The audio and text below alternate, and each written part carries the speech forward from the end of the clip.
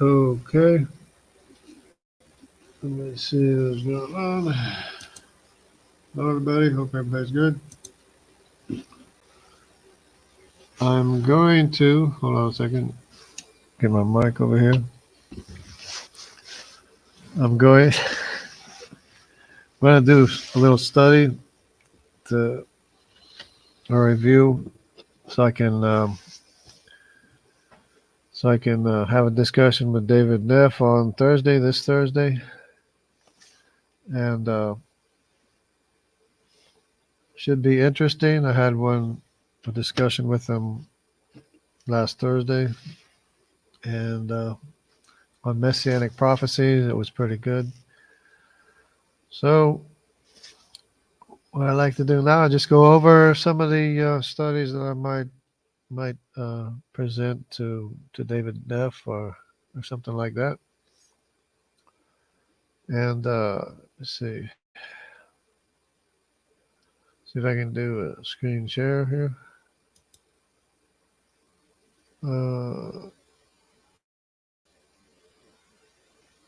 Let's see. Oh, I gotta do it this way.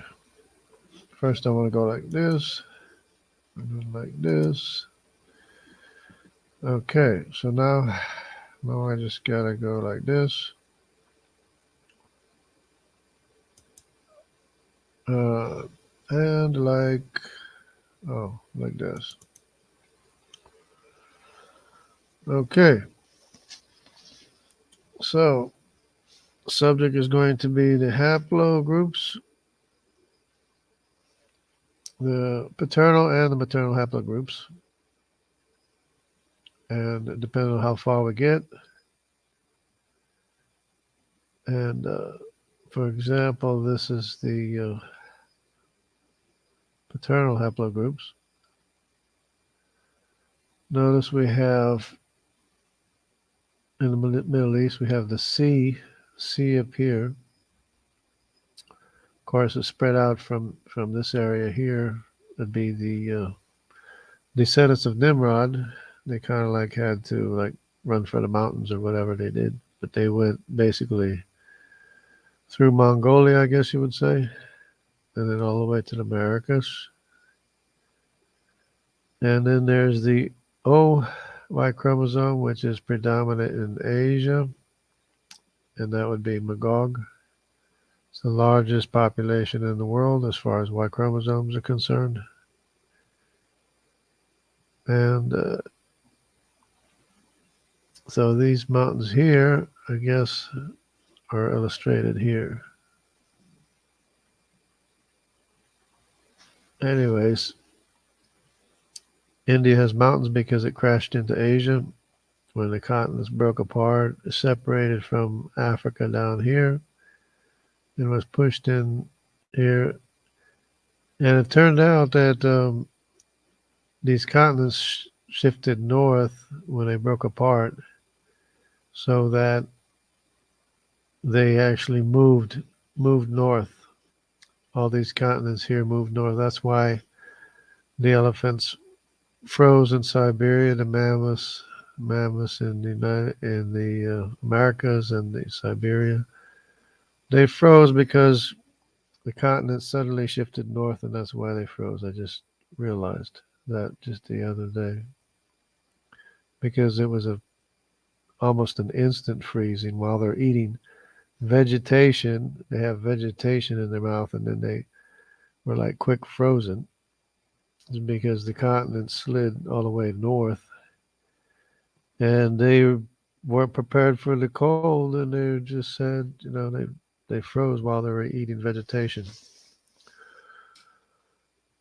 So that's what happened to the mammoths and all the different animals. There's a whole bunch of animals too, like woolly mammoths and different kinds of animals, all kinds of animals, lions and everything.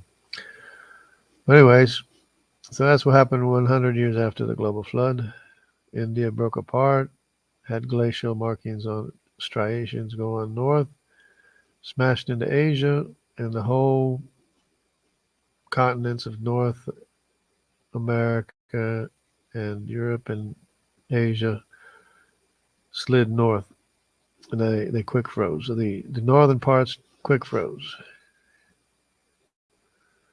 So that's what happened to that.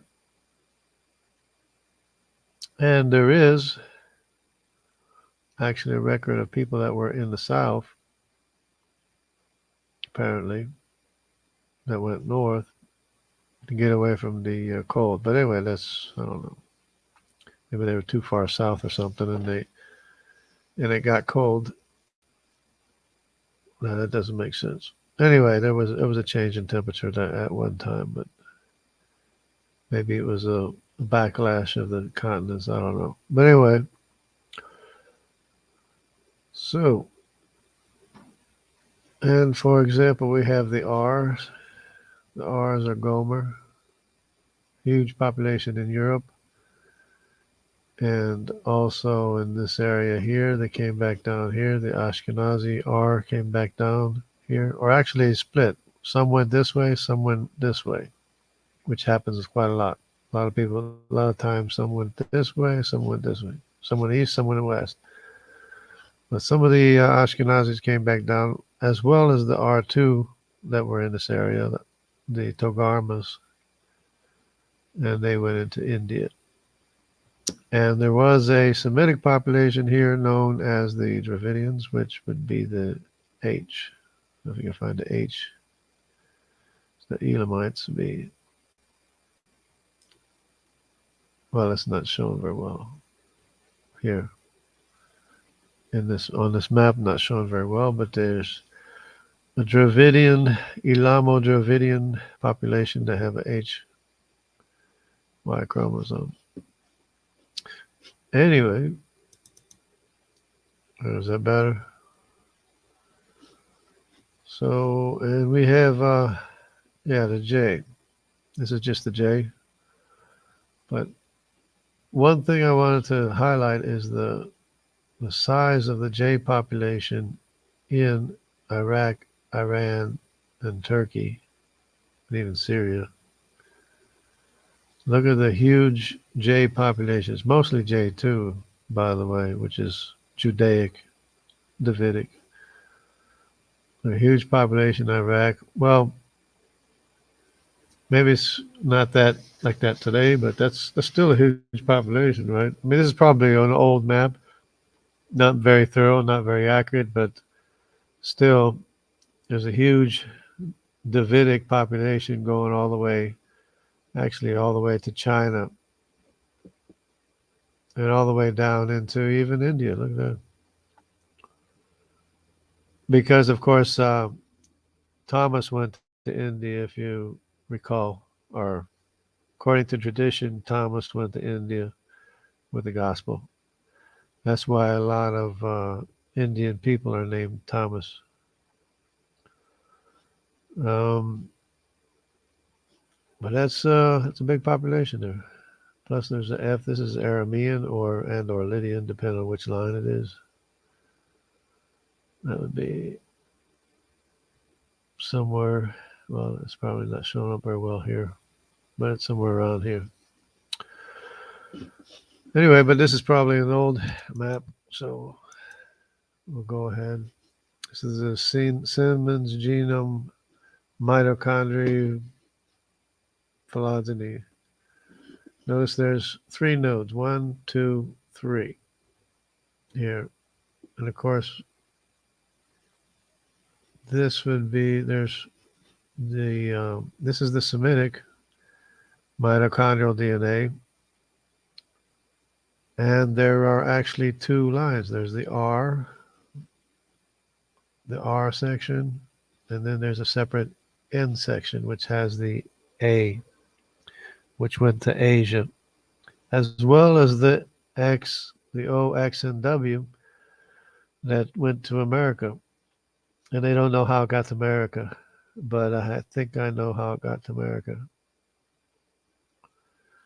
And the A is kind of clear how it got to America. They just went around with the Q, Y haplogroup.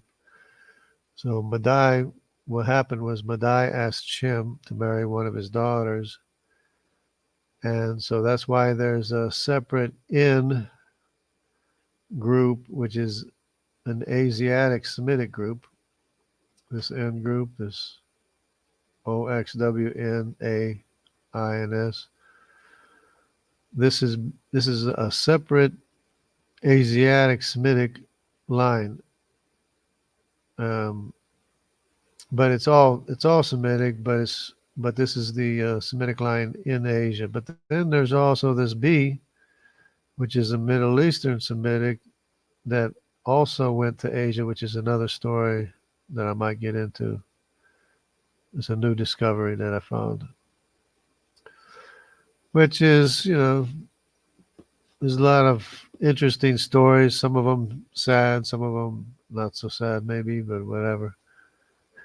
But apparently the B made it to wherever they were going, but the Y chromosome haplogroup, the paternal line is the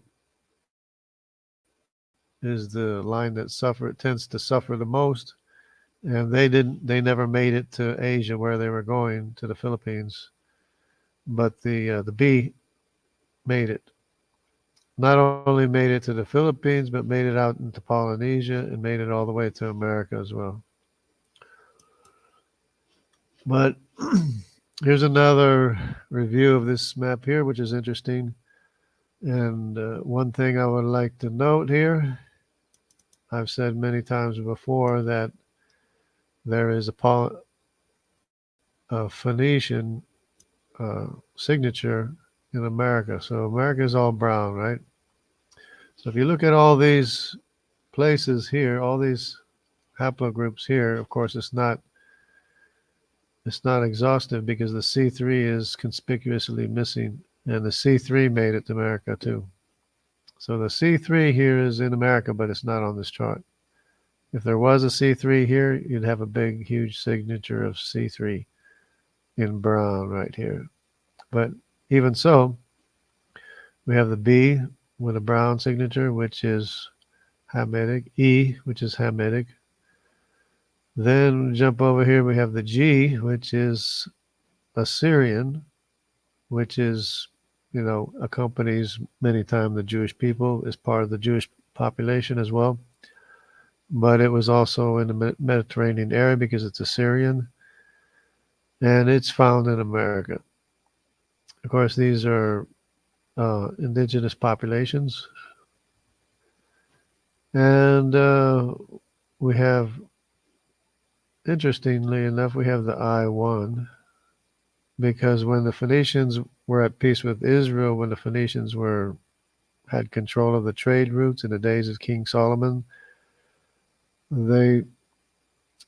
Israel had not separated from Judah yet. So Israel and Judah were one group. So some of Israel ended up in America by way of the Phoenicians, with a Phoenician signature, which is the B, the E, the G, the T. Of course, the Q is already there in America, and the R1B. See, they didn't know how the R1B got to America. They're scratching their heads trying to figure out. And that's part of the reason why they connect the Q with the R of Gomer. So the Q is Madai, and they have it kind of connected up together because they're scratching their heads over this R1B in the Americas. So they got these two connected, which is actually Madai and Gomer. They're two brothers.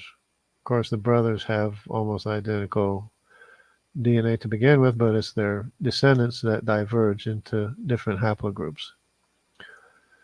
So the R1B is in America, but notice over here, look at this T. This T over here. There's more T in America than there is R1B. And I've never seen them show the T in America, which is the Mediterranean Greek Sea people of the Phoenicians. So this is the main This is the main signature of the Phoenicians right here, is the Greek Sea people, which is Cyprus and all the islands in the Mediterranean, and also Anatolian places this along the seashore. So there's actually more T in America than there is R1B in America. And of course, Q went around the other way and possibly back again, back and forth. Who knows how many times. But anyways, we have the J2. The J2 is in America. The J1, which could be both Arabic and Israel, and because the Aaronic haplogroup is J1, and that's Israel. Aaron is a tribe of Israel, or the Aaronic. The descendants of Aaron and Moses, or not Moses, but Aaron, which would be the same anyway, but they're J1. J2 is specifically Davidic, or Solomon, descended from Solomon or David, basically. That's what the J2 is. And it's interesting, there's a smaller signature down here, probably because the family hadn't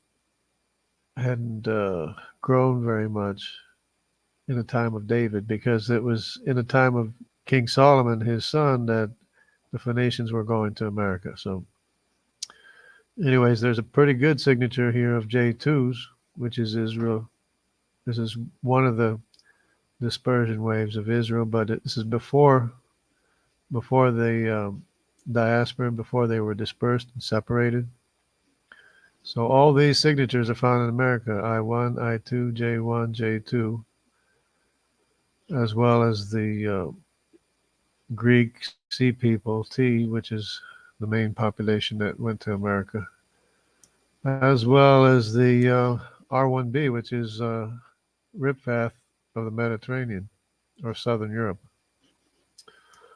So that's it, and of course some Assyrian, which were probably associated with Israel anyway, because the G is associated with Israel to a large extent, as well as the Q too, by the way. So you'll see in Jewish populations, you'll see Q, which is America, Madai in America. But Madai went to Europe as well, and Madai went east as well, of course, because that's how they got to America. But anyways, there's that. Of course, C3 is missing. Otherwise, there would be a huge C3 signature showing up here, which I guess they didn't want to show to anybody, didn't want to let anybody know.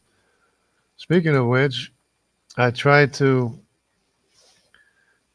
find an Iranian pie chart of the Y chromosome haplogroups, and it's conspicuous. All of a sudden, it just disappeared. There was a family tree DNA pie chart of Iran, and it showed the population of the Jews in Iran. But I found an alternate pie chart. But it's not the family tree DNA, but it's basically about the same. Anyway, this is L. L is the other Greek sea people. The other Greek people, the Thracians, called the Thracians, from Thrace. So, of course, they always spread east and west for whatever reason. But Alexander the Great also,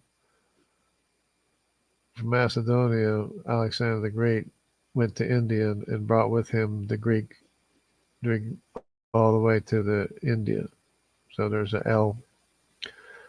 There's L in India, as well as the H. H is Semitic. Those are the Elamites. L is Eurasian, or Japhethite, which was brought into India by Alexander the Great because he liked to ride elephants. He had fun riding elephants, apparently, or something like that. But anyway, so this is the mitochondria again. I already showed this map, but this is just without those circles around it. And of course, this is the Asian, because I may have said one time that Japheth had 7 sons. He might apparently didn't have as many daughters. Maybe he had 1 or 2 or 3 daughters or something, 4 daughters. I don't know. Doesn't say. All but the Bible does say that Madai, apparently there was nobody for him to marry, so he asked Shem to marry one of his daughters. And so that's why you have the A mitochondrial maternal line in Asia and America. So Madai Q is Madai. Q went all the way to America, and he took with him the A all the way to America. And now you know the rest of the story. So, and the B also went for another reason, which I still want to explain in a little bit, maybe. Okay, let me just double check to see how things are going. This is what the T. Yeah, this is a T. We just see how things are going here. Everything good. Hoping I got a good enough signal. I think I should have a good enough signal. Anyways, I'm guessing everything is okay. So, yeah, so I plan to have a discussion with David Neff, and should be good because I already had one discussion last Thursday, and next Thursday it'll be on the paternal and maternal haplogroups, the Y chromosome and the mitochondrial DNA. So this is TY chromosome. Of course, T is the Javan, but the Javan Greek Sea people, the Greeks had trade with the Horn of Africa here, and there's apparently civilizations, and apparently populations here that identify as Greek, and and that's the reason why, is because they are basically Greek. But and of course, when Alexander the Great went to India, he brought some of the Greek Javans to India as well. So they're in India as well. Okay. This is another chart. There's different populations here. Different people here. I think these are pretty much African and Lebanese, Druze, Maasai, showing the percentages of whatever they have here. Of course, there's some T. T is the Javan, and the L. L is the Thracian Greek Sea peoples. J1 is possibly Arabic. J2 is Judaic. And I don't see any I's here, but there are a little bit of I's in Africa, not too much. And the A, B's, and E's are the ones in Africa. The C's and D's never went to Africa. Well, there's a little bit of Syrian here. There's a little bit, of course, the Greek, as I said, the Greeks, the Arabic, and the Judaic population, and in some places you have the R1b, the Ripvath, Southern European in Africa, and King Tut is an R1b, I'm pretty sure, or some facsimile of R1b. That's King Tut. So he's Mediterranean, Southern European as well. So, and other than that, yeah, the only thing in Africa besides those populations would be the A, the B, and the E. No C and no D, because they went east instead of to Africa.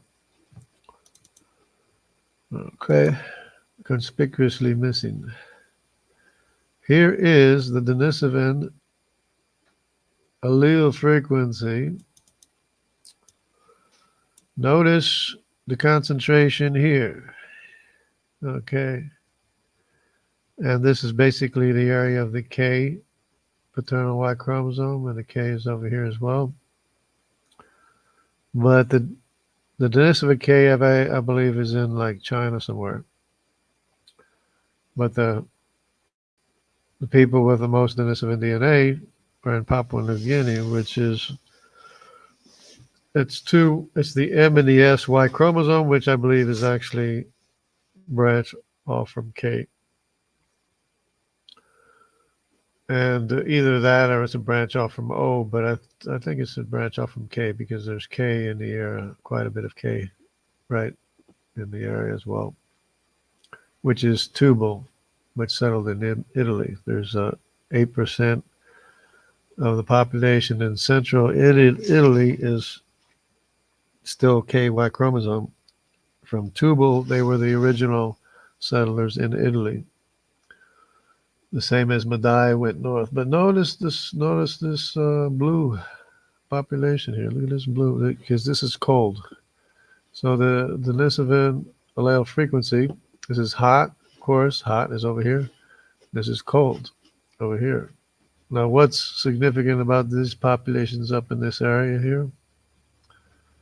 These populations here are all Semitic, neither Hamitic nor Japhethite, and definitely not with a KY chromosome. But we have the, not only do we have the Q, which is Japhethite in the Americas, it gets a little hotter with the Hamitic C paternal Y chromosome in America. In this area here, there's a C paternal Y chromosome as well, so it's doubly hot. But then here we have an indigenous population, which is supposed to be indigenous populations. We have a signal of the Semitic population in America. Semitic populations and American indigenous populations. And a lot of times when they take autosomal tests, it comes back Mediterranean, and they're wondering why. So now we know the rest of the story.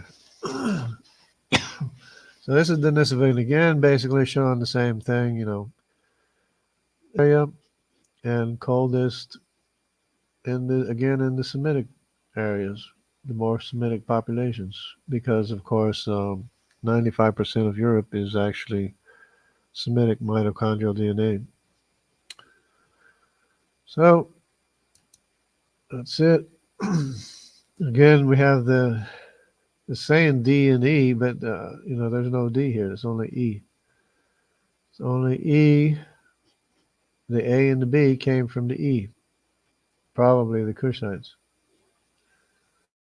and or Phoenicians or Egyptians or Canaanite. Not probably not Canaanite, but anyway.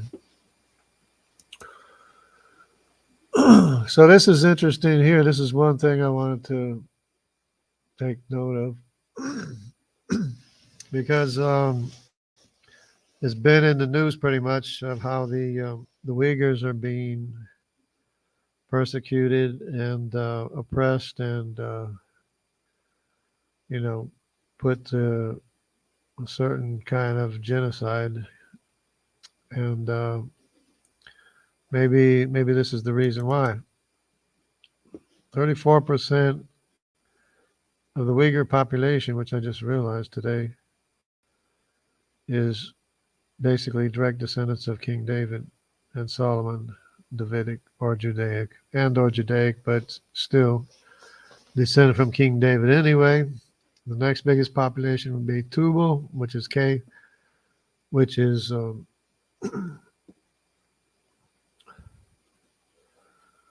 the area already.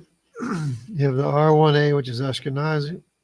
You have H, which is the Elamites. O, which is Magog. This O is Magog. This Q is Madai. We have the C and the D, which is Nimrod, and probably I'm thinking Nimrod's descendant, one of Nimrod's descendants, because it's totally separate from Africa, even though it goes all the way down to the Andamanese, but it's still totally separate from Africa. It's even on the other, almost on the other side of India. It's north of India and places, you know. That's how far away it is from Africa, basically. The N is Meshech. Of course, the R2 is probably Togarma. It'd be Togarma. R1A is Ashkenaz. R1B is Riphath. R2 is Togarma. Q, which is sometimes associated with R because they know they're related, but they don't know how, is Madai, because of course Madai is Gomer's brother, the brother of Gomer, who is the father of basically Europeans, is Gomer. Even though with the apparent shortage of females in the Eurasian lines, 95% of Europeans are descended from Semitic mitochondrial or maternal lines. But I found this was interesting because there's all this, you know, everybody's talking about the Uyghurs all because they're different, because they have their different beliefs and everything. They're Judaic. They're descended from, they're direct descendants, one way or another, even all these, one way or another, the direct descendants from King David. That's why. Now you know the rest of the story. Okay, so this is the mitochondrial DNA. This is just to show the mistakes they make. And again, we have, you know, the curiosity of the X over here and the X over here, which I might be able to get into. Probably they went with the Phoenicians, or well, actually they probably went with the Medes. X is probably a derivative of A, anyways, and it's probably they probably went with Madai, and this because Madai went this way and Madai went east as well, because there's Madai over here, and there's the A Semitic maternal haplogroup. Okay, this is what they have wrong here. They have the M and the B together. Supposedly, according to this chart, the B came from the M, but that's not true. The B is Semitic, and then they have the A coming from the M, and the A is Semitic. It's not Asiatic mitochondrial DNA. I mean, it's not Asian or Eurasian mitochondrial DNA. And then they have the A and the C and the D together. A is Semitic, C and D is not Semitic. So that's wrong. And of course, they have the Y too. Well, the Y, I believe, is Semitic as well. Okay, and the F. I think the only ones that are C, the D, the Z, the E, and the Q are Asian mitochondrial DNA or Japhetic mitochondrial DNA. The F, I don't believe is, I'm not sure. I got to double check on that, but you can see how they got it all mixed up. The Z as well. Oh, the Z is, no, that's Asiatic. The C, the D, the Z, the E. Anyways, but they got it all mixed up as if this is all Asian mitochondrial DNA, and of course in America they got the A B C D. They named it A B C D. The A is Semitic, the B is Middle Eastern Semitic, while the A is Asiatic Semitic, and the C and the D is Japhetic mitochondrial DNA. The C and the D, and the X is Semitic as well, which is probably uh, closely related to the A. So the X, so when the A went to the New World, the X went with it. And when Madai went this way, well, the X is here too. So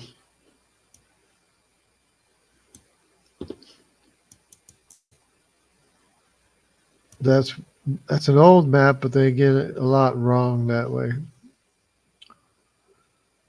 Okay, this is just North Africa, basically. You have the Syrian G. Assyria, remember the G is the signature of the Phoenicians that went to America. Assyrians, the G is all the way over here in Morocco.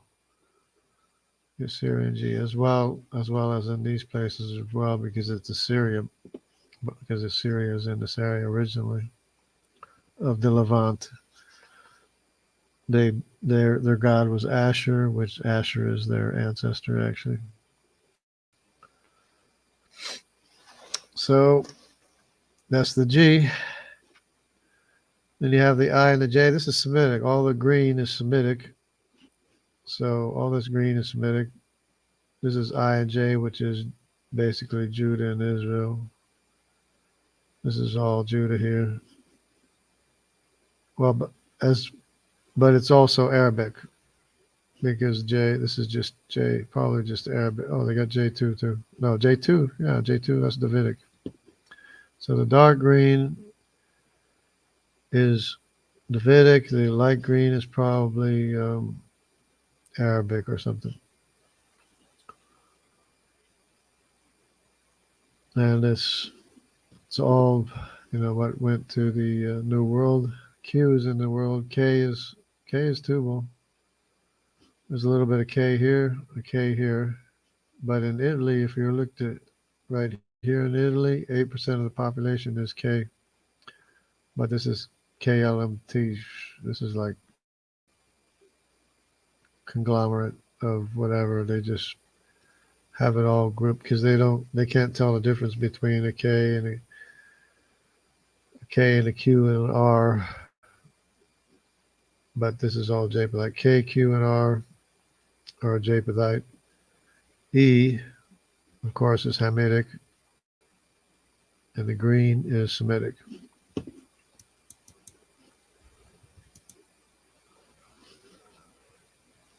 Okay, this is an interesting map because they kind of like conspicuously obscured the Judaic or the Semitic, the line of Arphaxad or Arpachad is J.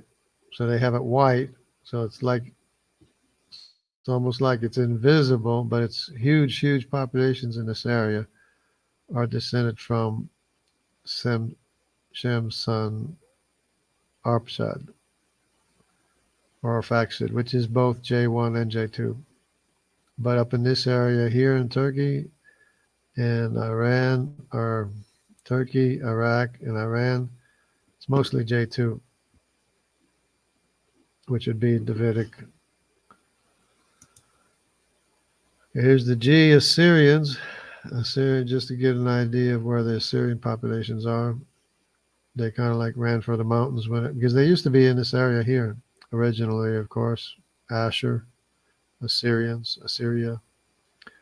And after they had their rampage, they ran for the mountains, I guess, and that's where most of the population is in the mountains. But of course, they spread all over, and they went as far as America as well. And G is a significant percentage usually in the Jewish populations as well. Another look, the same look at Assyrian populations. Here's an interesting one, which I was looking at today, and I just realized that my ancestry made like a half moon, starting from the steppe region, M253. They made like a half moon from the steppes, which is above the Black Sea. Well, it's not showing it too well here, but they probably went through the mountain pass between the Black Sea and the Caspian Sea, and into the steppes, and from the steppes they went all the way up here at M253. So it's M253 in the steppes, M253 in Norway and Denmark, then Scotland, England, even Ireland, M253 in Ireland, all the way down France, M253, and Spain, M253. So it made like a big half circle around in their migrations, apparently, all the way from the steppes, or actually all the way from Israel, but all the way from the steppes all the way up north, Norway, Sweden, M253, Sweden, Norway, Denmark, all M253, Scotland, England, France, Ireland, all the way down to Spain and Portugal, the Catalan area, or Catalan regions. I think where they speak Gallego.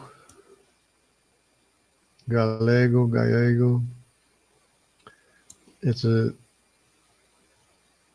almost like Portuguese with a Spanish accent or something like that. It's really strange, but anyway. So that's the and migration of my ancestry. Of course, I1 is heavy in this area here. I mean I2, which might be the second dispersal from Anatolia or something. The second time they left. I1 again, from the steppes all the way to Spain.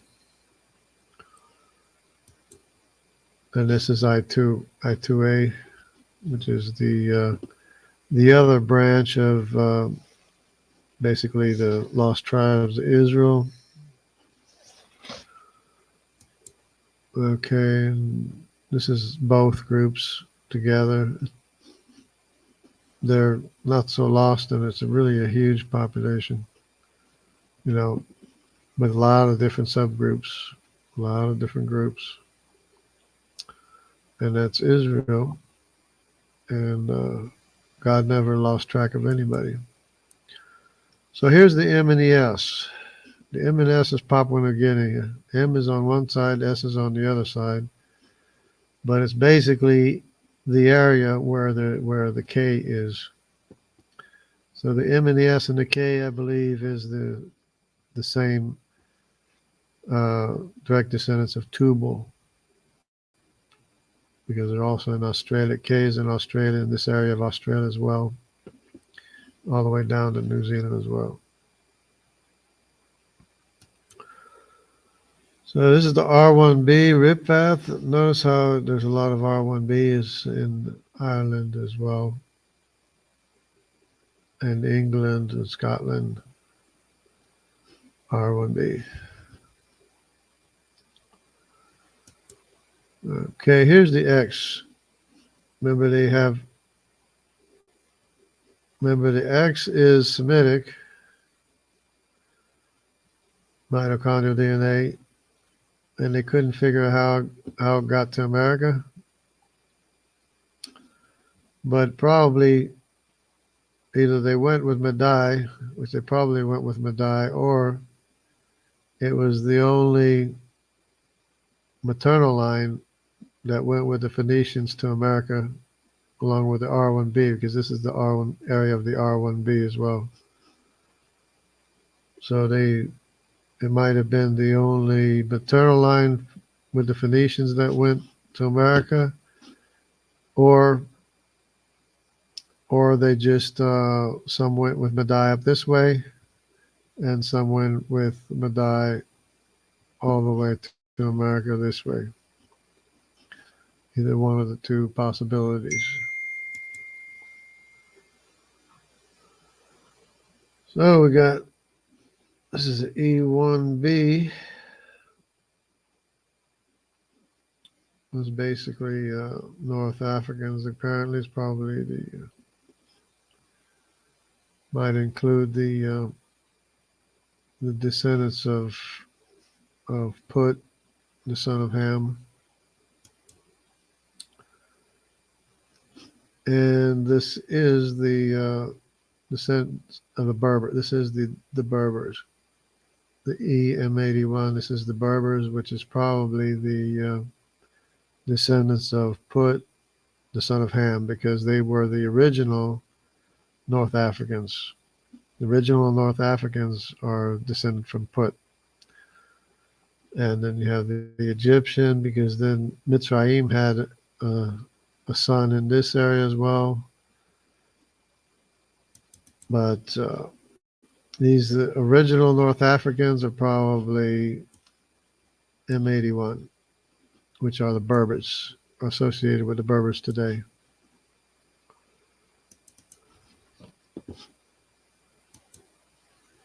Okay, the M123, this is the one that I got all excited about because it seems to be the descendants of the Canaanites, it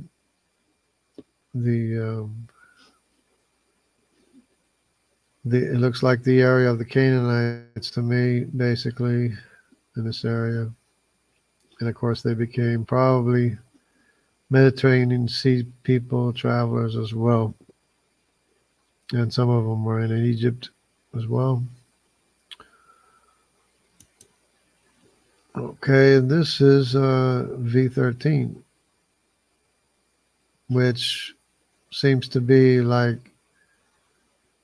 the early migrant workers or slaves that were brought to Greece.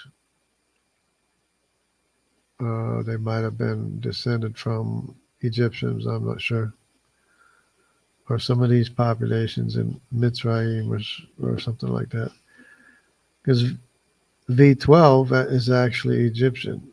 I don't know if there's any corresponding relationship between V13 and V12, but V12 is Mitzrayim, the Egyptian. So it could be just people that moved off the coast and then went to this island here, and they were just taken as workers or slaves or something in Greece, because that's a part of the history of Greece, actually.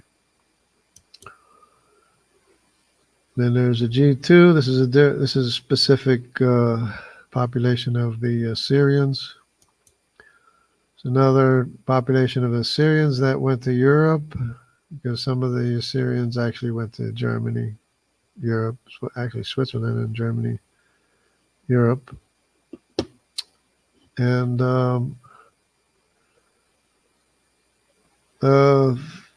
Syrian populations. They were probably moved around with other ones. Here's another Assyrian population, basically in Anatolia or Turkey, that moved from this area here. Okay, and there's another Assyrian population in Germany as well. Probably moved through this mountain pass here into the steppe region, into Germany, along with the pastoralist steppes, which were Ashkenaz and the I-1 population of Israel as well, moving this way because some of the steppe pastoralists were I-1 Israelites descendants, and there's a lot of population in this area too as well. They call the Caucasus Mountains they're I-2, especially the Crimea and this area here. There's a lot of I-2 as well, I-1. Of course, a lot of the G population accompanies the Jewish population. They're part of the Jewish population actually, in some cases or in many cases. So here's the I-2, one branch of the I-2. It's not my branch. I'm I-1, but they're in the steppe region as well, all the way up there. Probably took that route into Europe.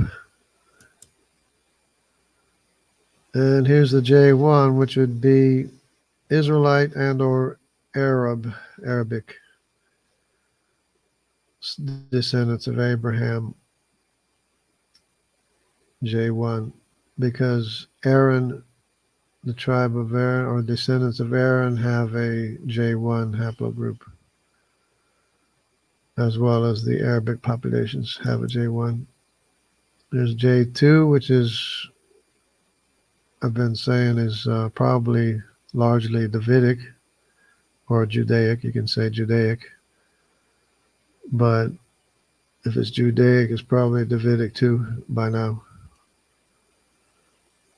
And of course, it's up in this area here in Turkey. And as we'll see, the J2 is all the way, what's the elephant in the room is being obscured. It's all the way into Iran as well, which I wanted to show. This is the J2B. This is a specific J2. It looks like it's in the Greece, this area of Greece and these areas. So that's interesting. And all the way up here as well. So they probably went up through the mountain pass all the way up here into the steppe region or whatever. So there's another J2. And this is Meshech. Remember Meshech and Tubal? Tubal is in Italy. Meshech went north. Basically went north and stayed north all the way through Siberia, all the way east as well. It's a large population, but totally separate from the O. Completely separate from the O population, which is in the east as well. Now here's Madai. It's a Q population. Of course, there's a lot here as well. A lot here. Of course, Madai is the Medes, descendants of the Medes. But they went north into Europe, into this area here, and it looks to me like they might just migrated all the way up into Norway and Sweden. And which is interesting because I was wondering how they got there. I was wondering why in the world would the Medes be up here? Well, it turns out they went to Europe too, the same way as Ashkenaz went into Europe, or that the sons of Gomer went into Europe. Madai went into Europe, this area here as well. And they're there to this day. Not huge percentages, 4%, but the signature can be seen there, as well as Sicily, Sardinia. Sardinia has a lot of I-1, I think I-1 or I-2 as well, which is basically Israelite. And so there's a lot of history to learn. There's a lot of stuff to know. Of course, this is Ashkenaz again, which is The Jews, when they went up the Rhine River as traders, they called themselves Ashkenazis because they were in the land of Ashkenaz or area, and they held on to the name. The name stuck with them to this day. Ashkenazis. Ashkenaz is the son of Gomer, the son of Japheth, the son of Noah. Yes, yeah, that's right. So Noah had a son Japheth, who had a son Gomer, who had a son Ashkenaz. That's where the word Ashkenaz came from, and Ashkenazi.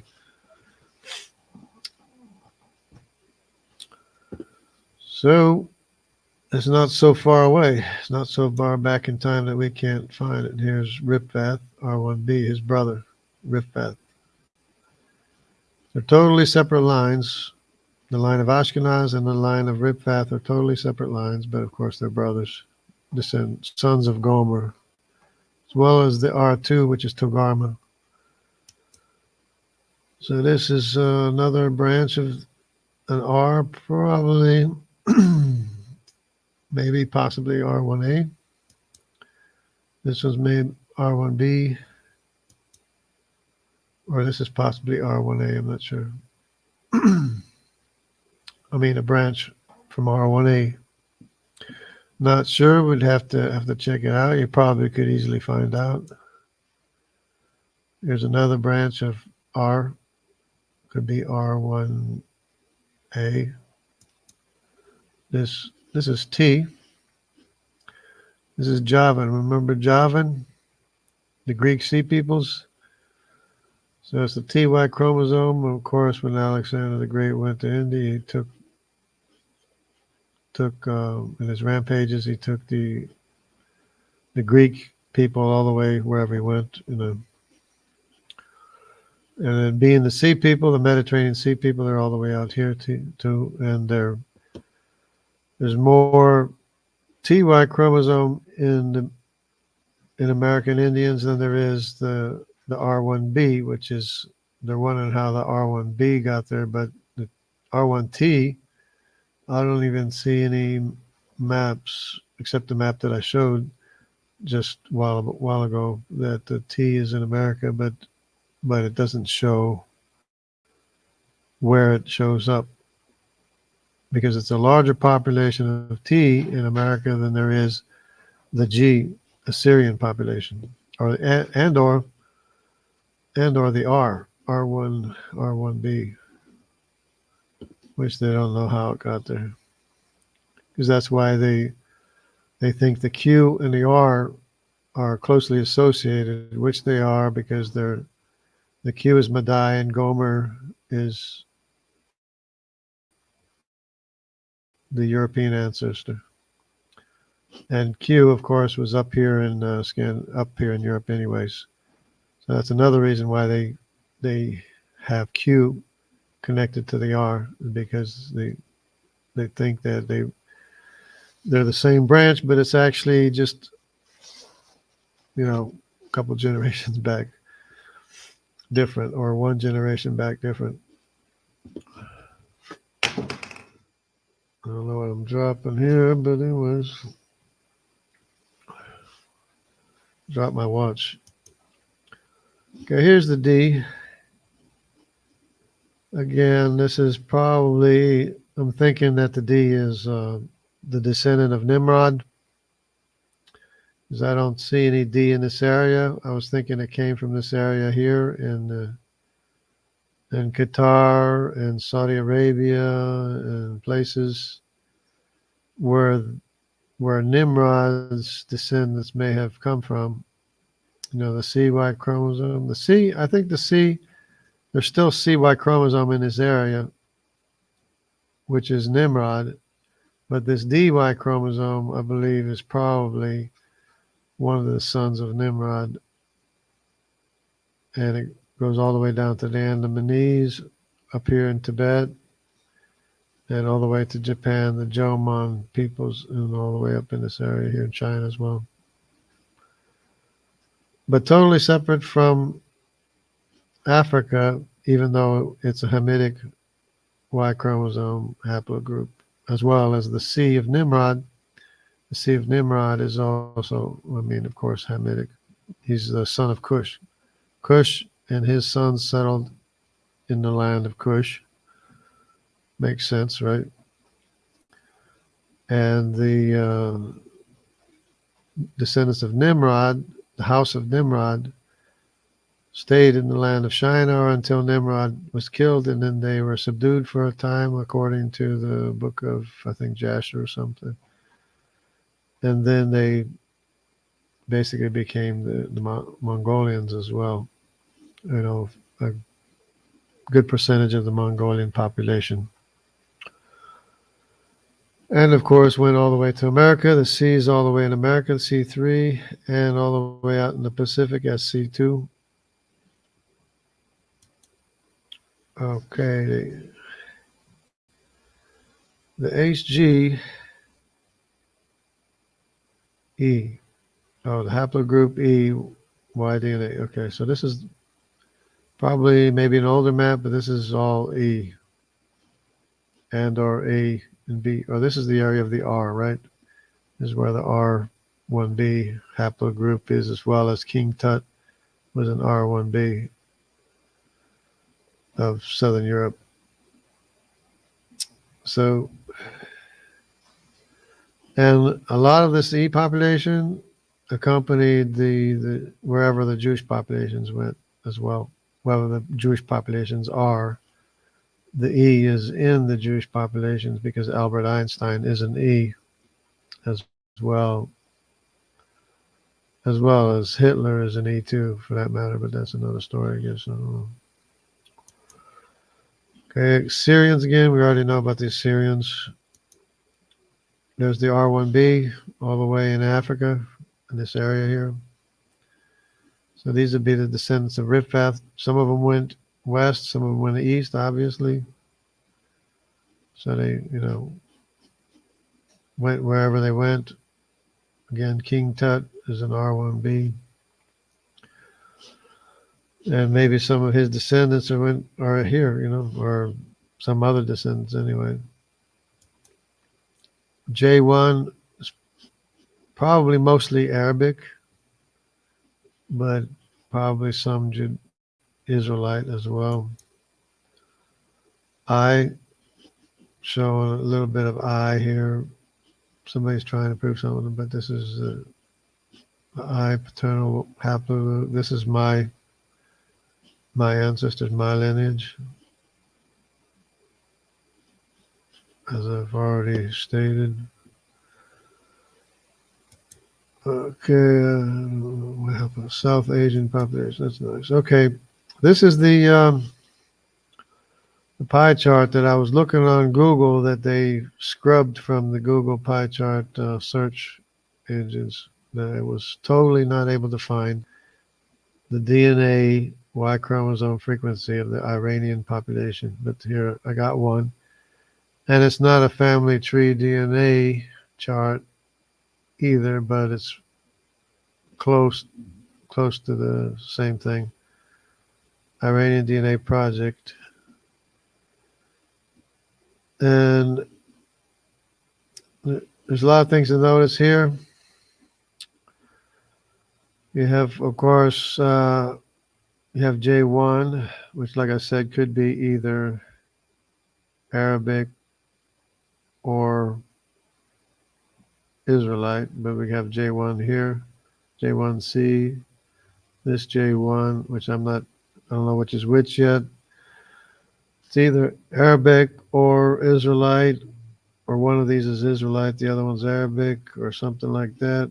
But then we have over here the J2, this is Judaic and or Israelites, same with all of these. But this J2 here, this J2 is probably descendants of King David and Solomon. That's what I suspect. But there's still a lot of different branches of J2 as well. These are all J2 branches here. But anyways, from here to here are all descendants of Abraham. Plus H is Semitic, G is Semitic, G2, G is Semitic, G is Semitic. This G is Semitic. So if you can count the Semitic population, you're talking like two-thirds.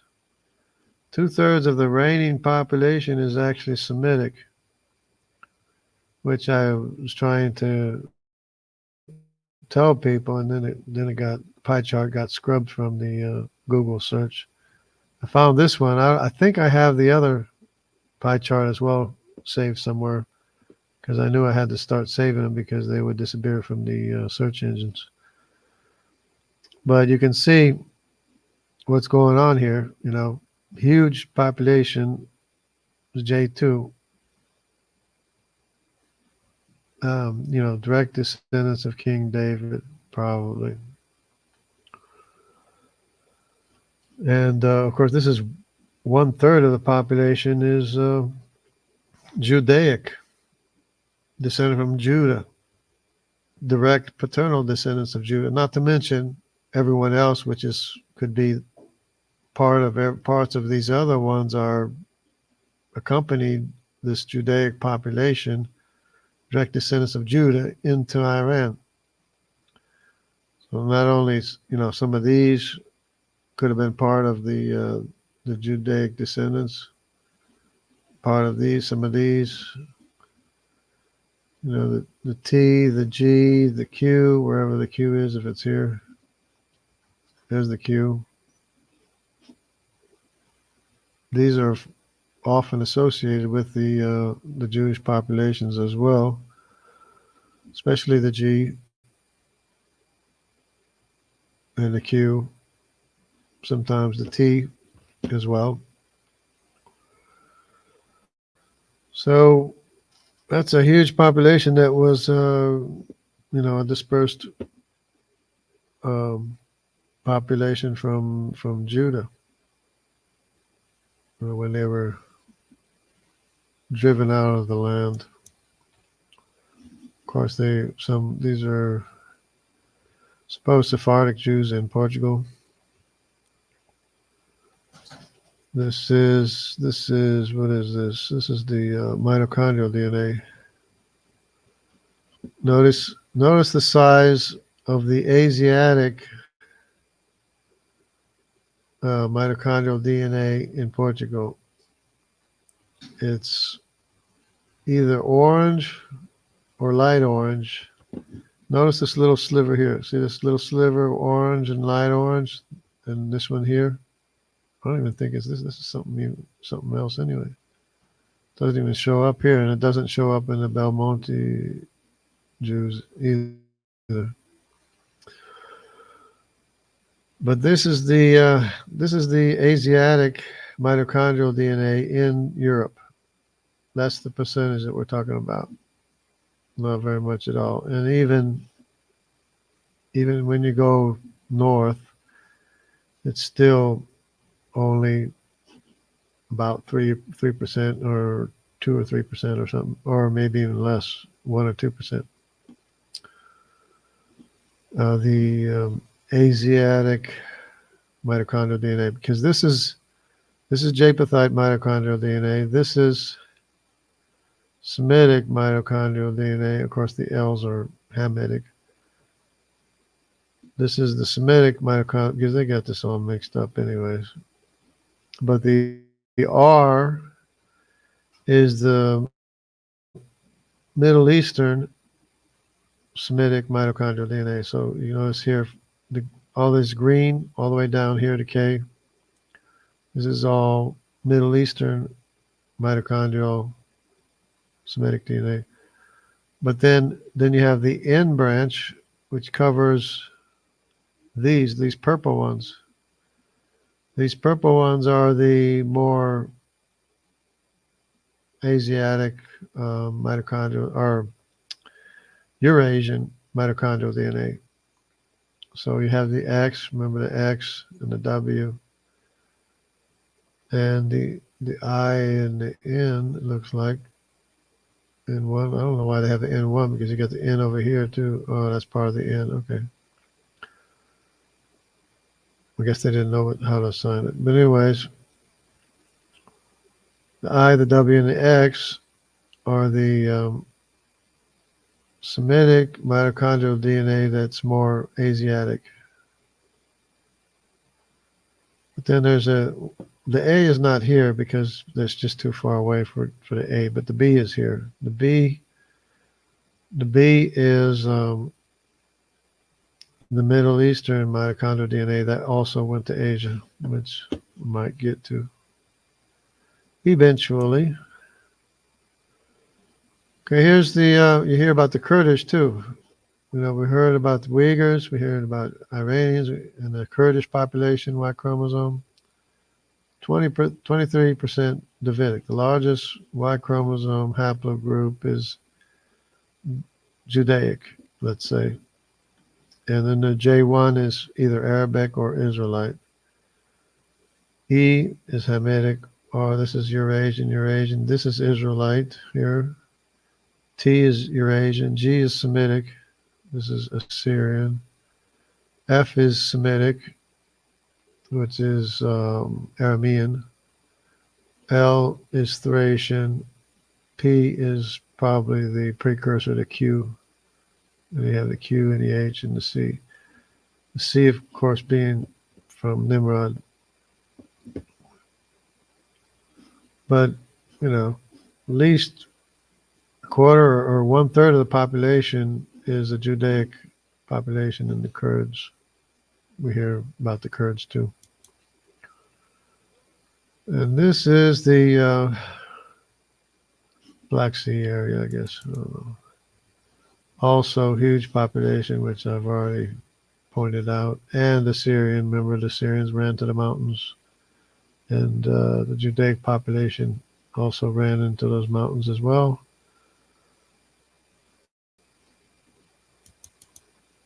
Okay, now this is the line, this is the J2 line. This is the Judaic line, which was kind of interesting or shocking to me. Of course, this is Persia, Iran. This is Anatolia, Turkey. And this is Iraq over here. Of course, this is still Iran. But huge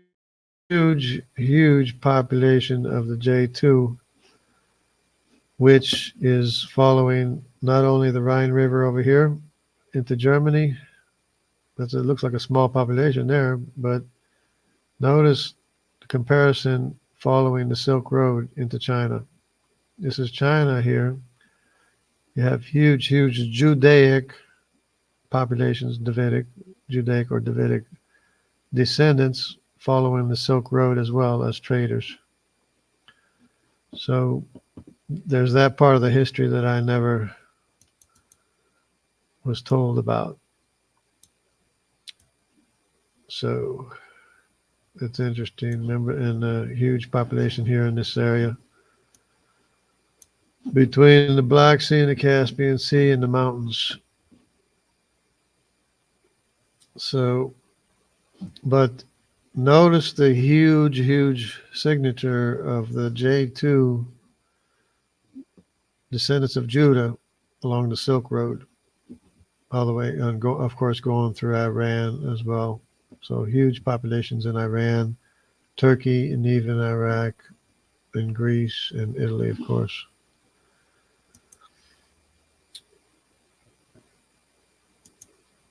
Okay, this is the Hazara people. Turkic Mongolian people live in Afghanistan. Hazara simply includes the Okay, so this is interesting to me because C3 is Nimrod, J2 is Judaic. Of course, we have the H Elamites, the I2, which is Israelite. We have him, and O is Magog, a small amount of Magog, because this is, of course, the East. And we have the E and the B.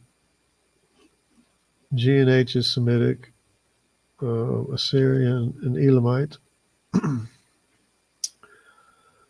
R1A, Ashkenaz, Q, huge population of Q, probably associated or possibly associated with the J2 as well. But it's actually the Medes. But it's actually the area of the Medes anyways.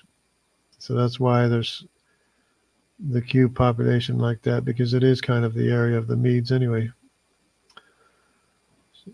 But 26%, more than a quarter, direct descendants of Judah. And also a huge population of the house of Nimrod. So you have the house of David and the house of Nimrod together in the same population. I don't even know what this is. It's a map of something. Language groups or something. I don't pay too much attention to language groups. But in case people are wondering, this is the Hamitic mitochondrial DNA here, the L, 1, 2, 3, 4, 5, and 6. The M is the Asiatic. Notice there's only one M here. Or, no, yeah, but you got a C, Z, D, and G, and E, and Q. This is all the Asiatic or Japhetic mitochondrial DNA. The C, Z, D, G, E, and Q is all Japhetic mitochondrial DNA, but it's a relatively small population. Apparently, Shem had more daughters than Japheth had daughters, so that's why Madai asked to marry one of his daughters, one of Shem's daughters, which would be the A. The A and the X are closely related. So these are the Asiatic Semitic populations here.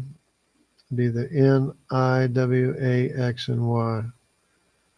And then the R populations are the Middle Eastern Semitic mitochondrial populations, which is, of course, is the HV, the H, and the U. Where's the U? And the RB, all these F as well.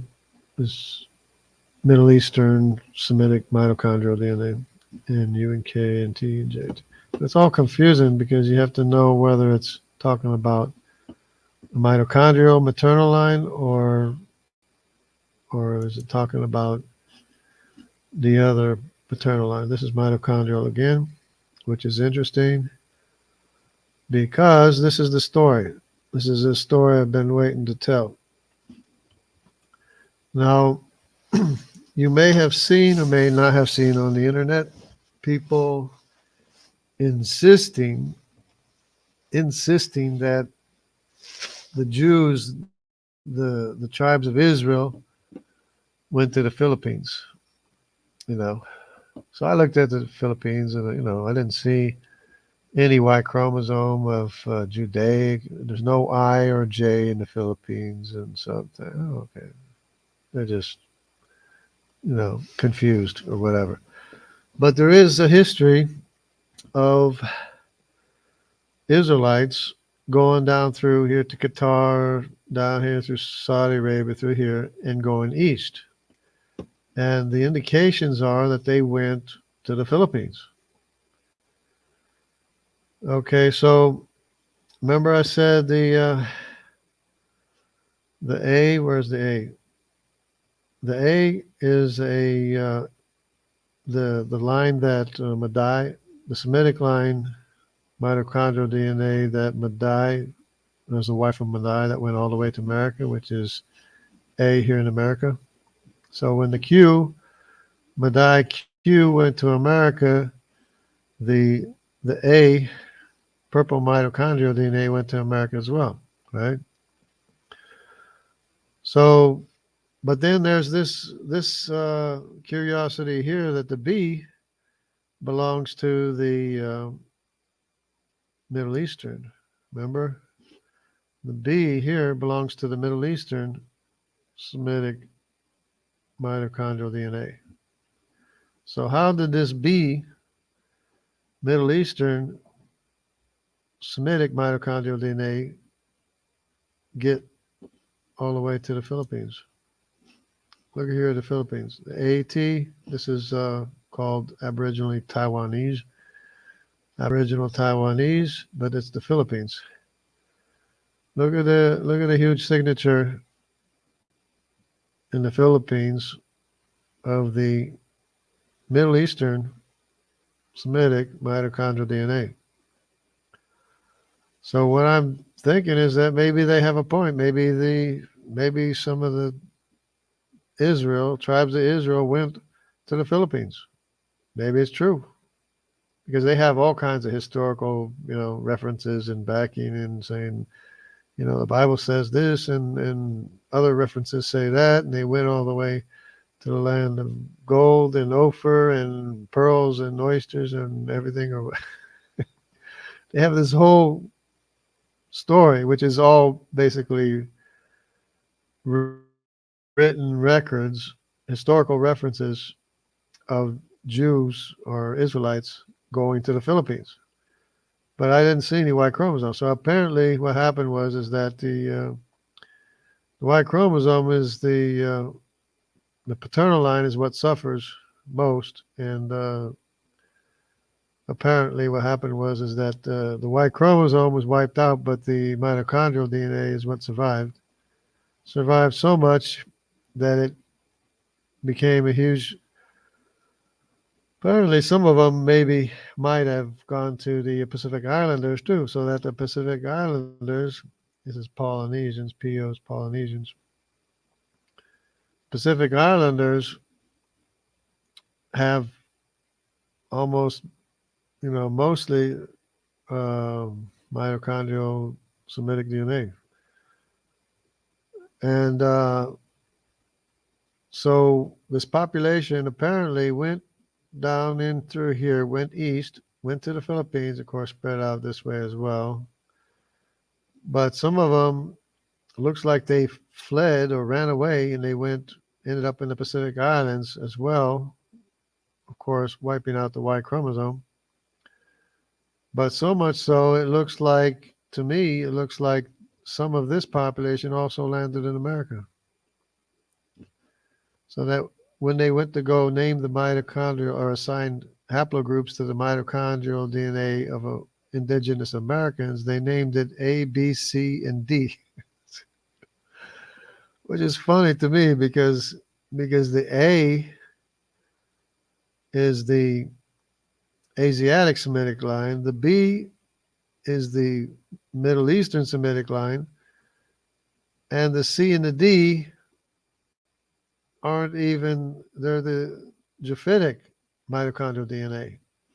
But they just named it A, B, C, and D in America as if it was all the same thing, but it has a totally different history. And it looks to me like not only did the haplogroup of the B mitochondrial DNA make it to the Pacific Islands, but it looks like it made it all the way to America because it doesn't look like it went this way. I mean, could have, but it looks like more that it went this way and this way. But of course, the Y chromosome didn't make it, but the maternal line did make it all the way to the Americas. Anyways, that's the story, because they're saying, telling all these stories and say, yeah, the Philippines, they're the lost tribes of Israel. I'm saying, lost tribes of Israel? How so? So I'm looking for a Y chromosome. I don't see any Y chromosome. But there is this anomaly here of the Middle Eastern Semitic mitochondrial DNA in the Philippines with a huge signature, 1/3 of the population, as well as this other, the rest of this area as well, and all the way into Polynesia. So now we know the rest of the story, probably, maybe.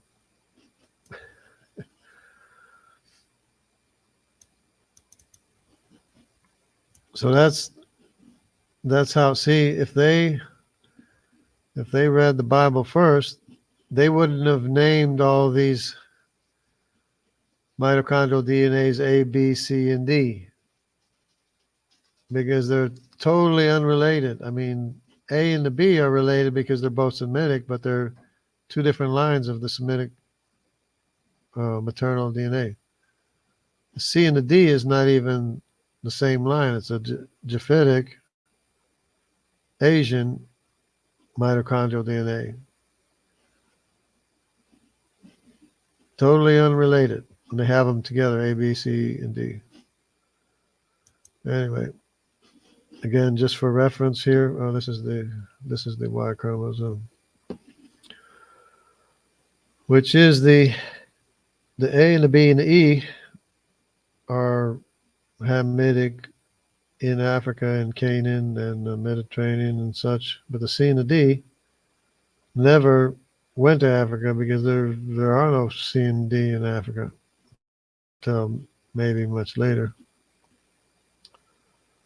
But then there's the F, G, H, I, and J, which there's two Fs. There's F and F2. One is Aramean, the other one is Lydian, because they're totally separate lines, which I can also show.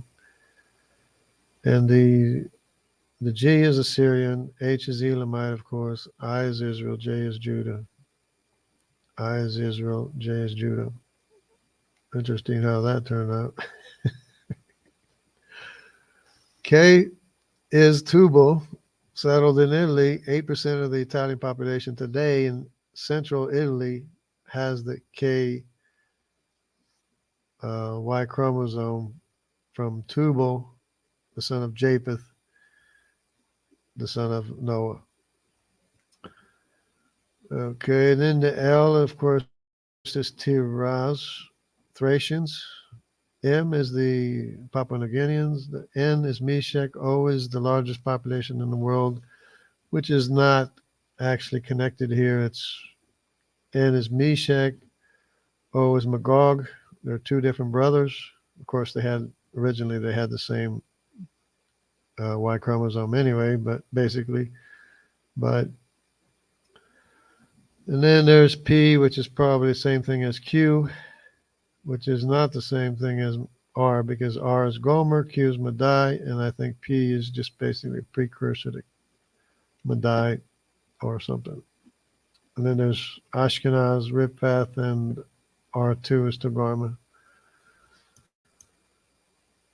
All right, this is T again. Don't know why.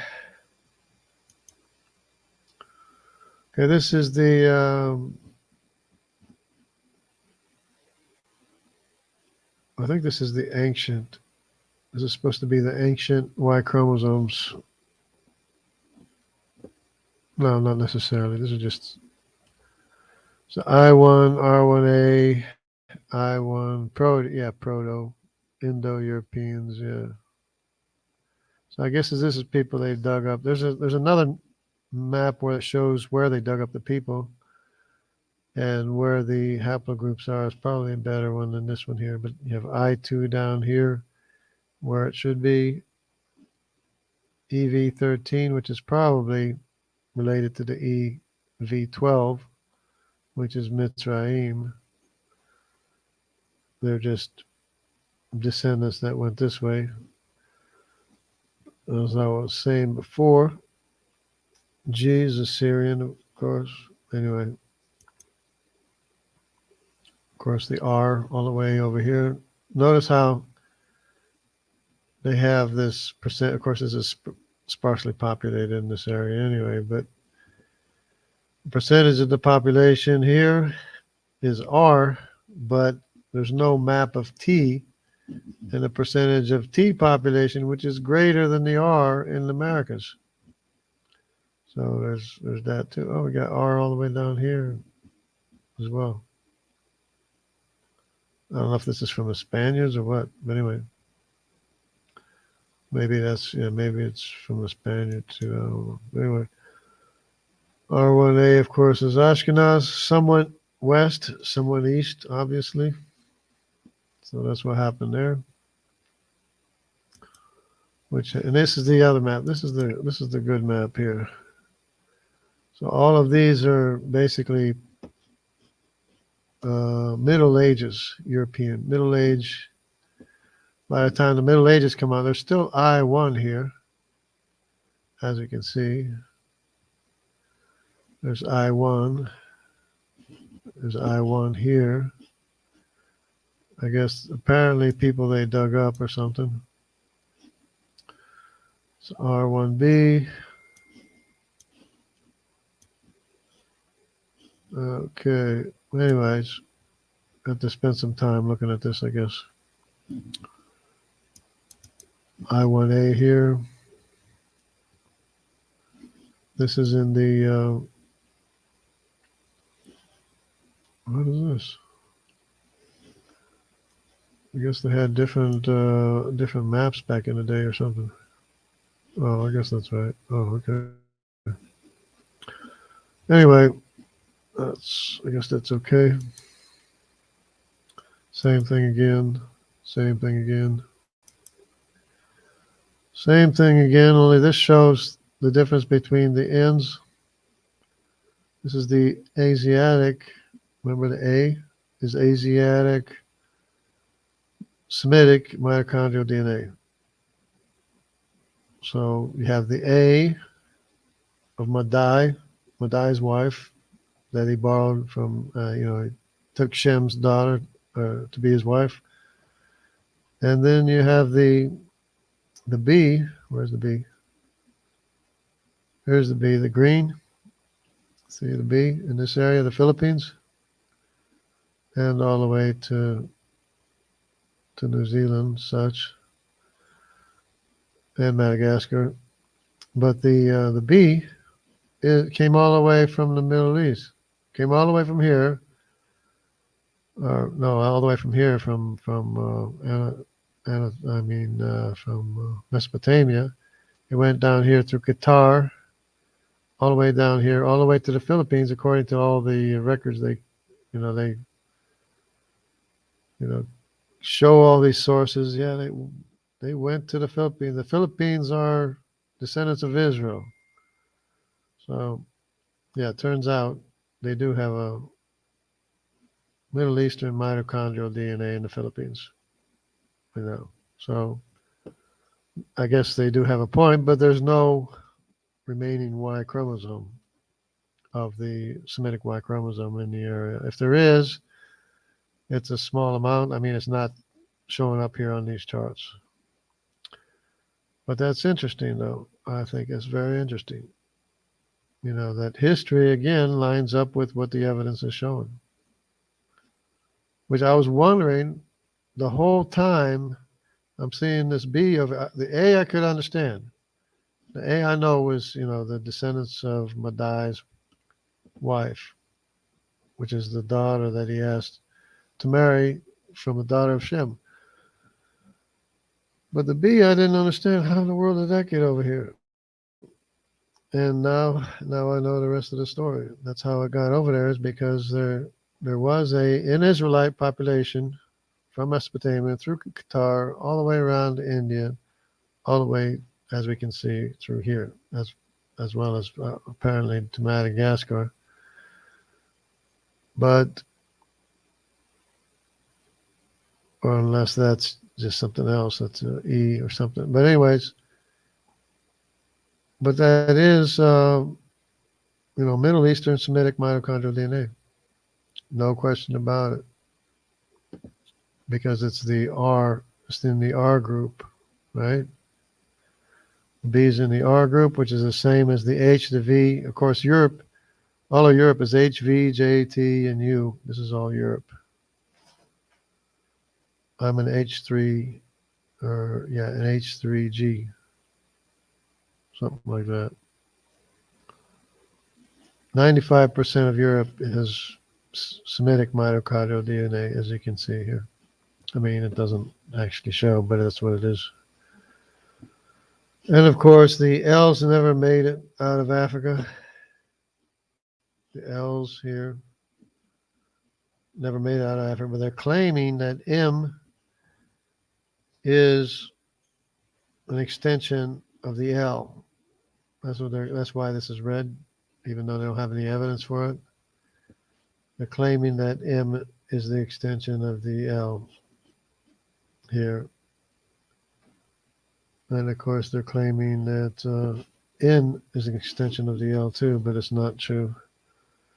This is their three separate nodes, which I've already shown on the Simmons Genome Project.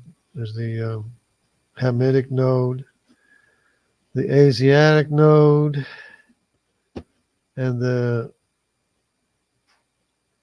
Semitic node. So this is Japhethite, this is Shem, and this is Ham's maternal mitochondrial DNA, or the descendants, his descendants' mitochondrial DNA.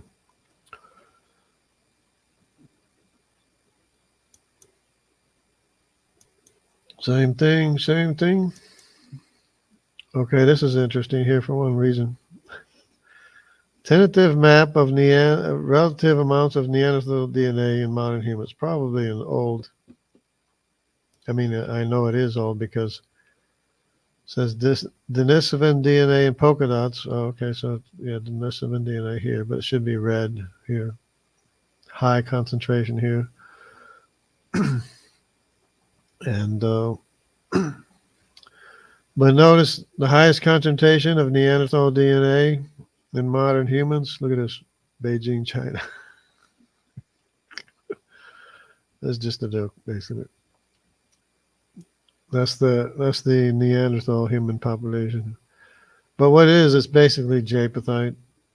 Neanderthal is basically all Eurasian, which includes the Americas. And the Denisovan population is Eurasian and Hamitic, because it's in this area here, and a lot of these are descendants of Ham by way of Nimrod, C and D, Y chromosome. C4 is all the way in Australia, so Nimrod's descendants made it all the way to Australia as well. C4, C2 in the Pacific, C3 in America, and C3 up here as well. All descendants of Nimrod. So that's where you get the and the Andamanese, of course, in the Andamanese Islands is Hamitic. So all those populations that are Hamitic and Japhethite will have Denisovan DNA. All the Eurasian populations have Neanderthal DNA. The populations that don't have either one or the other are the Semitic populations, which shows up in a chart of Denisovan DNA, which is this one right here. See, Denisovan and Neanderthal. See, so this one's not showing up, but it does show Denisovan DNA here. And the green is still strong, but it's African, but this is not showing up so good. This is probably because it's a mix of Neanderthal and Denisovan. So here you can see the percentages of Neanderthal DNA as opposed to Denisovan. So it's Neanderthal as opposed to Denisovan, but you can see a little bit of light color here, which is more Neanderthal than Denisovan. But anyways, it's not a good map for what I wanted to show, but Denisovan, is this the one? No, this is not the one either. This is the same map, just it doesn't have Neanderthal on it. So this is Persian. This is when I was looking for the Iranian, and all they had was Persian. But see all this? This is Israel here. I1b, it's all Israel. J2 is all Israel. All these J2s, Israel. J, and then they got this stuck in the middle. But all these I's and J's are basically part of the lost tribes of Israel in Iran. Largest populations in Iran are Persian. This says Persian, but that was before I found the one for Iran. This is the same thing. We have the M, C, and the D. Remember, the C and the D is Asiatic.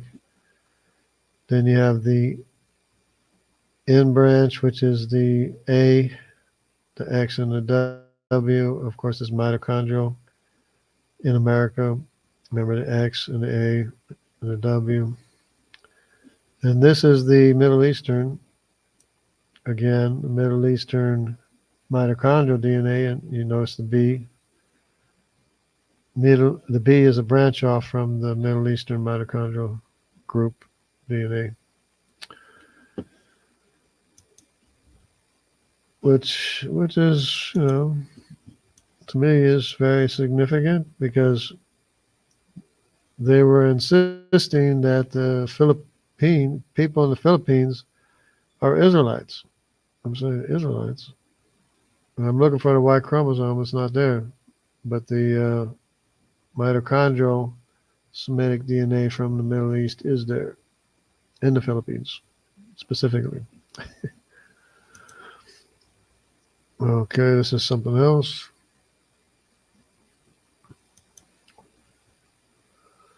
These are this is the old mitochondrial DNA. This is the newer mitochondrial DNA, and then this is the modern mitochondrial DNA, which is basically doesn't mean anything. It's just one's older than the other, that's all. R1b. Okay, this is Ireland. Ireland. Oh, this is mitochondria. See, H is big in Ireland. Okay, and there's the U stuff. Same thing. Okay, now this is the Y chromosome phylogeny. Simmons Genome Diversity Project Y chromosome phylogeny tree. So this is the Hamitic branch, all connected. The C and the D are connected. E2, E1, E1, B, and A. The E3, again, is conspicuously missing because the E3, from the E3 came the C, from the E3 came the D, and all these, A and the B, and these other E's, all came from the E3, which is missing on this chart. But anyway, these are Semitic. The I and the J, the F. Now this is what I was going to show, that the F of the Arameans is totally separate from the F2 of the Lydians. That's because Lud is the brother of Aram, but their descendants make a completely different family tree. Of course, G is Assyrians, H is Elamites, and even Romani's Gypsies. And if you look at the Romani Gypsy pie chart, it's almost as much J2 as it is H. So they are, if they say they're Israelite or Jewish, they are, but they're Elamite descendants mixed with Jewish population, mixed with the Jewish population. That's what Gypsies are. Then you have the R1A, R1B, R2. So it's Ashkenaz, Rippath, Togarma. Then you have the Q. Notice you have two Q branches because they don't know what to do with that. But they have it joined here because of the proximity of the Q and the R seems to accompany each other. But Madai is actually the brother of Gomer. The K, the M, and the S, they have them together. I have the K, the M, and the S is actually one. They're all descendants of Tubal. The L is the Thracians. The T is the Javan. Of course, there's more T in America than there is G or R1B. And then the N is Meshach. The O is Magog. So it's Magog, Meshach, Javan, Tiraz, Tubal, Madai, and Gomer. 7 sons of Japheth. One family tree. Eurasian. This is the Semitic branch is F, G, H, I, and J. Of course, the I and the J. I is Israel. J is Israel, Judah, and Arabic. And of course, I don't trust their selection here, the same as their selection here is wrong. Anyway, For one reason or another, that's what they came up with. Okay, this is haplogroup K from Sykes. Anyway, okay. K is Tubal. Tubal in the Sykes clan, or anyway, well. Denisovan again, kind of showing the same thing we've already looked at, but it's not the map I'm looking for. This is Turkey. Again, Turkey is basically the same thing as Iran. Huge population of J2. One quarter of the population is actually descended from Judah. Of course, huge Assyrian population because that's the area of Assyria. Huge Canaanite population because that's the area of Canaan as well. And R1b is Riphath, which is Mediterranean. J1, which is Arabic and Israelite. R1a is Ashkenaz. I is Israel. L is Tiraz and Meshach, K, Tubal. And then we have R. No, this is Q. This is Q, C, and R. Anyway. This is Assyrian again. This is their idea of the dispersal. Even though South America used to be connected to Africa until 100 years after the global flood. India was down here somewhere, but the continents all moved north and froze the mammoths 100 years after the global flood because the animals spread out, but the people didn't spread out. This is my favorite map here. It shows a whole lot of stuff, but let me see if I can find what I'm looking for. This is H. I must be missing the map I'm looking for. I passed it up or something. Okay, so here's the, notice what this says here. What does this say here? Okay. Elamites, this is the area of the Elamites, right? This is Elamo-Dravidian, which is L, but we also have Dravidians here, H. This is a Semitic Y chromosome, descendants from Shem, so that would be the Elamite descendants. This is the Eurasian Y chromosome, so they're descendants of Tiraz, descendants of Japheth. So the L is Japheth, Tiraz, which is the Thracians, and the H is the Dravidians, which were Elamites. So that's how that happened. But the L, of course, was dragged over when Alexander the Great wanted to ride elephants. So he brought the T and the L into India. And the H, of course, is Elamite. Okay. Then, of course, there's the H1 in Europe. This is Elamite, right? And it's not only Elamite, but it's Gypsy.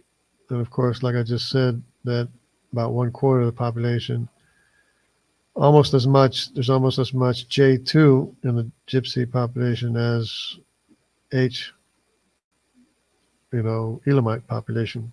So it's a mixture of Elamite and Judaic population. Actually, descendants of Judah, Of course, I too. G is Assyrian, which they used to be down here, but they ran into the mountains. Of course, J2, all the way, this is Iran, of course. This would be Afghanistan and stuff. This is a generalization, of course. Very, very generalized. Again, the Berbers, M81, North Africans, Egyptian V12, and the V13 is up in this area here. Of course, you have the T down here because they were the Greeks that had settled or had trade with the Horn of North Africa. And the Cushites are E3V32. So the V12 is Mitzrayim, V32 is Cushite, Egyptian, and the M81 is Berber, which is the descendants, would be the North Africans descended from the first descendants from Put were the first Phoenicians, quote unquote Phoenicians that Josephus talking about in North Africa. But then later the population, the sea people, became a conglomeration of Mediterranean people that were called Phoenicians, which included all the haplogroups that I started out talking about that went to America, which includes the T, the G, the R1B, the E, the B, one of these B's somehow, and the I1, the I2, the J1, the J2, which is Israel before it was separated in the days of King Solomon, that went to America, apparently, and left their chromosomes over there, the Y chromosome, their paternal Y chromosomes in the American Indians. And the American Indians do DNA tests and they come back Mediterranean, and they're scratching their heads how they get Mediterranean DNA. Okay, the largest population, of course, is O. But then, as I was saying, of course, this is the Y chromosome. There is no Semitic Y chromosome in this area to speak of that I can tell, even though the J2 goes down the Silk Road all the way to China, which I showed already. But again, there's the K. K is Tubal, right? So there's K in the area. And the M and the S, I believe, is the same thing as K. And then there's the C2 from Nimrod, which is Micronesia, Austronesian, Melanesian.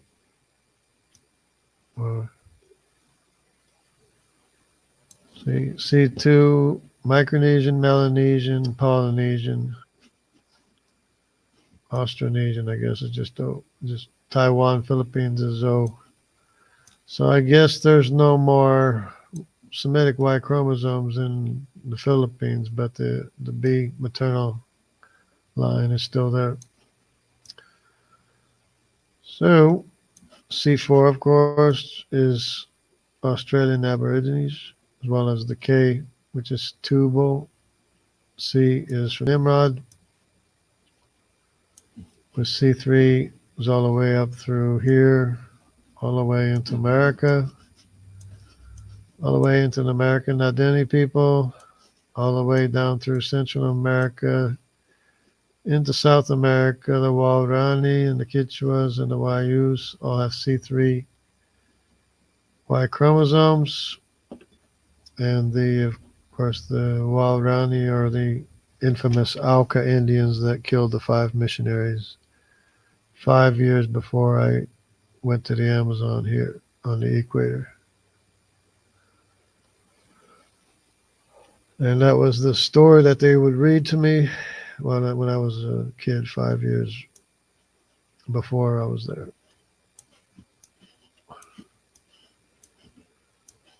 So, and that's about it. If this broadcast is still broadcasting, I don't know. But let me see. Oh, okay. Patrick Benson. Yeah, I hope you're not putting something that's not supposed to be there. Anyway.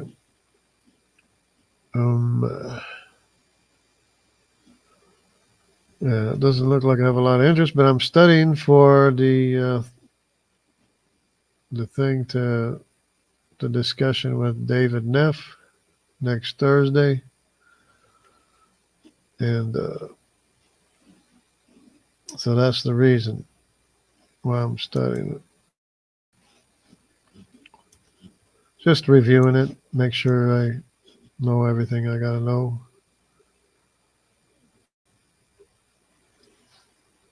So that's interesting. So I don't know if the B came from the Egyptians, the Berbers, or the Cushites. But I'm assuming the A's and the B's, the A especially, the A's and the B's, especially B, came from the E3 V32 Cushite, descendants of Cush. Because, of course, they named it backwards because they were trying to get a Y chromosome atom, trying to get a Y DNA atom, when atom is A through T. Atom is everybody. Or Noah. Actually, Noah is everybody. Because it's only the Y chromosome. But that's everybody. Again, remember Meshach went north is the N. It's totally separated from the O's. The O's is the largest population in the world. Not to be confused with the C and the D, the C3 or the D. And there's a D2 up here, and the Jomons that went all the way to Japan, that are the Ainu, the Ainu Jomons. And the Kumadai, but the Ainu Jomons, they're direct descendants of Cush.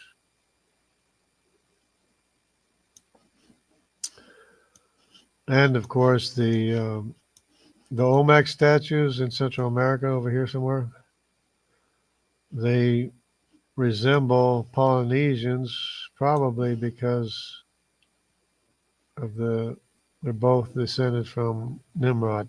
So the C2 and the C3, which is depicted in the Olmec statues early on, that are similar to Polynesians and Melanesians and Micronesians because they're all descended from Nimrod, as well as Australian Aborigines. And then the Manese. And it used to be the Sri Lankans built a bridge to Sri Lanka from India. And the Indians have a story that it was the dark-skinned people that built the bridge from India to Sri Lanka, which can still be seen on satellite. And they confirmed that it's a man-made bridge between India and Sri Lanka that the dark-skinned people built.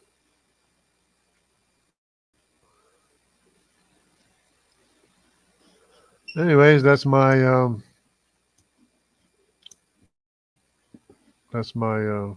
story for today, or my study for today, actually, of the three sons of Noah, which would be Ham, Shem, and Japheth. That's the true story of every ancient civilization that ever existed. Because we can't make up our own history, can't make up stories. So I guess that would be about it.